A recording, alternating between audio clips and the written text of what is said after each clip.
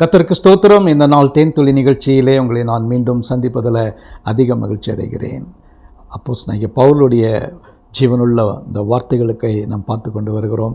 பரிசுத்த ஆவியானவர் அவரை ஏவினதுனால மிகவும் நமக்கு ஆசீர்வாதமாக இருக்கவும் நம்மை வழி நடத்தவும் அவர் பல வசனங்களை தம்முடைய நிருபங்களிலே எழுதியிருக்கிறார். அதில் குறிப்பாக கொரிந்தியர் எழுதின நிருபத்தை நாம் பார்க்கிறோம். இதில் நாம் யாரை சார்ந்தவர்கள், இன்றைக்கி நம்ம என்ன பண்ணுறோம், நம்ம இன்றைய காலங்களிலே பார்க்கும் பொழுது நாம் ஒரு தலைவரை ஏற்படுத்தி கொண்டு அவரை சார்ந்தவர்கள் என்று சொல்லுகிறோம். நான் இந்த சபையில் எனக்கு ஒரு போதகர் இருக்கிறார், அவர்தான் என்னுடைய தலைவர், அவர்தான் என்னுடைய ஹீரோ என்று சொல்லுகிறோம்.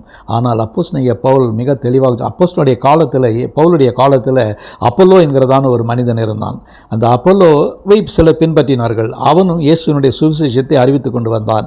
அவர்களுக்குள்ளே ஒரு டிவிஷன் காணப்பட்டது. நான் பவுலை சார்ந்தவன், நான் அப்பல்லோவை சார்ந்தவன் என்கிறதான ஒரு காரியம்.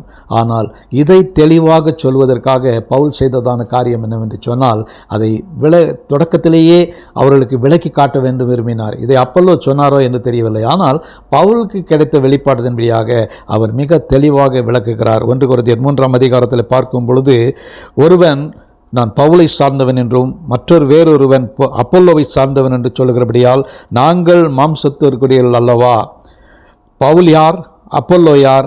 கர்த்தர் அவனவனுக்கு அருள் அளித்தபடியே நீங்கள் விசுவாசிக்கிறதற்கு ஏதுவான ஊழியக்காரர்கள் தானே. அவர்கள் யாராக இருந்தாலும், அழைக்கப்பட்டு நம்மை வழிநடத்தினவர்கள் யாராக இருந்தாலும் அவர்களும் அவர்களை கடவுளாக்கக்கூடாது.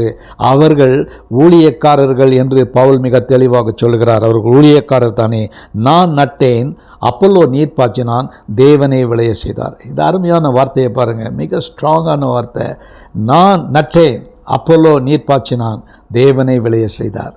ஐயோ, கிறிஸ்துவுக்குள் பிரியமானவர்களே, இந்த விளைய செய்கிற தேவனை தான் நாம் பார்க்க வேண்டும். அப்படி பார்க்கின்ற வேளையில் நமக்கு நிச்சயமான ஒரு ஆசீர்வாதம் கிடைக்கும். மனிதர்களை பார்க்க வேண்டாம், விளையச் செய்கிற தேவனை பார்ப்போம். தேவன் நமக்கு போதுமான கிருபைகளை தருவார், நம்மை வழி நடத்துவார். ஜெபிப்போமா? நல்ல ஆண்டவரே, பவுல் நட்டார், அப்பல்லோ நீர் பாய்ச்சினார், தேவன் விளைய செய்தார் என்கிற உண்மையை இந்த நாளிலே நாங்கள் அறிந்து கொள்கிறோம். இந்த சத்தியத்தின்படி இந்த நாளிலே நடக்க, அதன்படி பின்பற்றி செல்ல எங்களுக்கு உதவி செய்ய வேண்டுமா ஜெபிக்கிறோம். மீட்பர் இயேசுவின் நாமத்தில் ஜெபிக்கிறேன் நல்ல பிதாவே, ஆமேன், ஆமேன். கர்த்தர் உங்களை ஆசீர்வதிப்பாராக. இந்த நாள் ஒரு நல்ல ஒரு ஆசீர்வாதமான ஒரு நாளாக உங்களுக்கு அமையட்டும்.